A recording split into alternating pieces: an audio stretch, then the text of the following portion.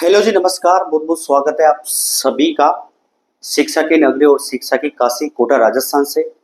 मैं उन सभी विद्यार्थियों की बात यहाँ पर कर रहा हूँ जिन्होंने हाल ही में 10th एग्जाम क्वालिफाई किया है। इसके साथ साथ 12th एग्जाम यानी 10th और 12th जो एग्जाम यहाँ पर आपने क्वालिफाई किया है, पास आउट किया है, उस सभी विद्यार्थियों के लिए और ऑलरेडी जो रेलवे एग्जाम्स की यहाँ पर तैयारी कर रहे हैं उनके लिए। सबसे पहले मैं इस लेक्चर के माध्यम से आपको जो चीजें बताना चाहूंगा वो होगा होगा हमारा यहाँ पर कि आपकी अप्रोच कैसी है। देखिए, कंपटीशन का जमाना है और कंपटीशन के जमाने में जो है आपको देखने को मिल रहा है कि पर ईयर यहाँ पर जो कंपटीशन है उसका लेवल धीरे धीरे बहुत हाई होता जा रहा है। लेकिन हम यहाँ से अगर जीरो से स्टार्ट करेंगे किसी भी तैयारी को करने से पहले, किसी भी एग्जाम की तैयारी करने के पहले हमें सबसे बड़ी जो मेंटल तरीके से स्ट्रोंग रहनी यानी मानसिक तरीके से जो स्ट्रोंग हमें रहना है वो होगा आपकी अप्रोच।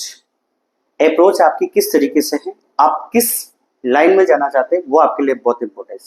ज्यादा समय मैं आपको लूंगा नहीं, लेकिन इस एग्जाम के लिए यानी रेलवे एग्जाम्स के लिए जो मेन आपकी जो सब्जेक्ट है, जैसे 10th पास आउट स्टूडेंट है और जो रेलवे एग्जाम्स जो 10th प्लस एग्जाम यहाँ पर है, जैसे रेलवे ग्रुप डी का एग्जाम हो गया या फिर अन्य कोई एग्जाम हो गया, उसकी तैयारी अगर कर रहे हैं तो उनके लिए बहुत ही गोल्डन चांस है। दूसरी बात, यहाँ पर सब्जेक्ट आपका math, mental, reasoning, current affair, India world और प्लस आपका यहाँ पर सब्जेक्ट क्या होगा, साइंस।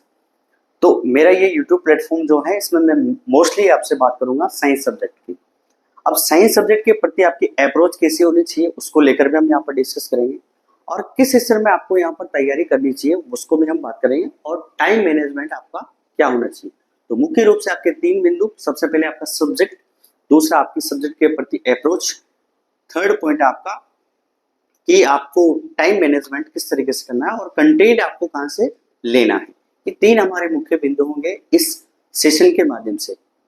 चलिए हम बारी बारी से डिस्कस करते हैं। सबसे पहले अगर हम यहाँ पर बात करेंगे तो आपका सब्जेक्ट जो मोस्टली मैंने आपको बता दिया है अभी कि सब्जेक्ट हम किसकी बात करेंगे। यहाँ पर सब्जेक्ट हम बात करेंगे आपकी साइंस की। देखिए, साइंस जो है इसका बहुत ही इंपॉर्टेंट रोल है, बहुत महत्वपूर्ण यहाँ पर जो है एक रोल हो जाता है आपके रेलवे एग्जाम्स में। किसमें? रेलवे एग्जाम्स में। अगर हम रेलवे एग्जाम्स की बात करेंगे यहाँ पर, तो रेलवे एग्जाम्स के अंदर जो है आपको साइंस का जो है बहुत बड़ा रोल देखने को मिलेगा।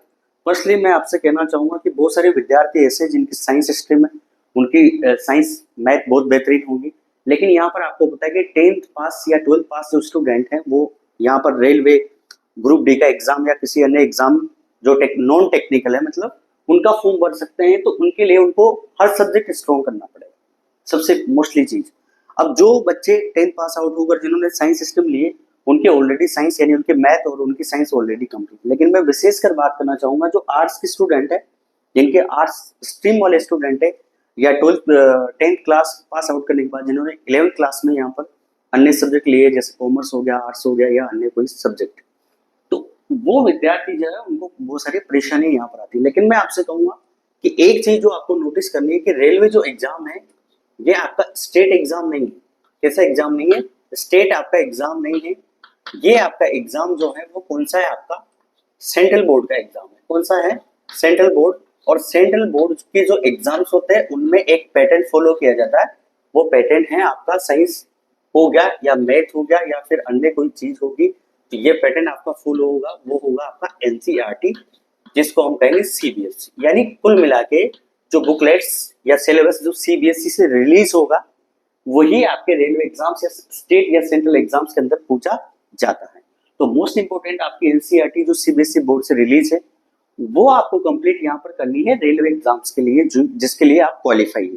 सबसे बड़ी बात कि हमें सब्जेक्ट को कितना बेहतरीन करना है। सबसे पहले अगर हम साइंस की बात करेंगे तो यहाँ पर मोस्टली आपको 9th और प्लस आपके 10th क्लास, जो आपके 9th और 10th क्लास की जो मुख्य रूप से एनसीईआरटी है उसी को आपको कंप्लीट करना है।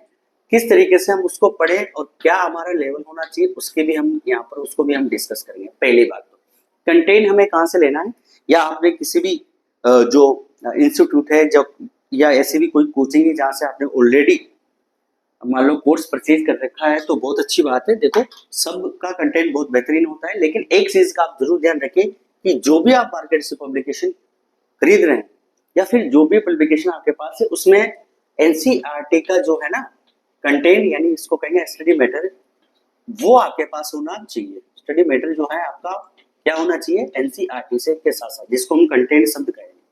तो इस चीज का विशेष रूप से ध्यान रखें।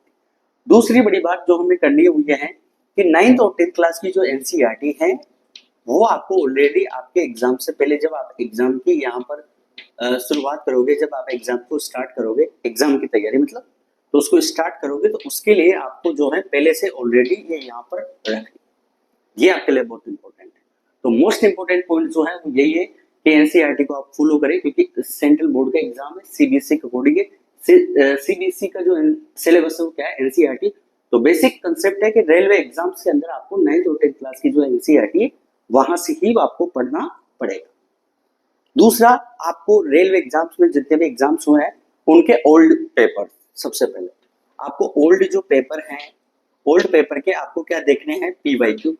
ठीक है, अब आप कहोगे कि सर पीवाईक्यू हम कैसे क्यों देखें, क्या उसका रीजन। तो देखो, सबसे पहले मैं आपसे ये कहूंगा कि किसी भी एग्जाम की तैयारी अगर कोई विद्यार्थी कर रहा है, किसी भी एग्जाम की तैयारी अगर कोई विद्यार्थी कर रहा है, रेलवे एग्जाम्स हो गया या फिर अन्य कोई एग्जाम्स हो गया, तो उसके लिए बहुत जरूरी होता है कि किस तरीके का पैटर्न पहले पिछले वर्ष जो पेपर हुए हैं, लास्ट स्टेज जिसको हम कहेंगे ओल्ड पेपर, जिनको हम कहेंगे, वहां पर पूछे गए। देखो, तैयारी करने के लिए मैं आपको वही तो कह रहा हूँ कि तैयारी करने से पहले आपको एक रणनीति बनानी पड़ेगी। उसके अलावा आपको एक माइंड सेट होना चाहिए, आपकी अप्रोच एग्जाम के प्रति कैसी है।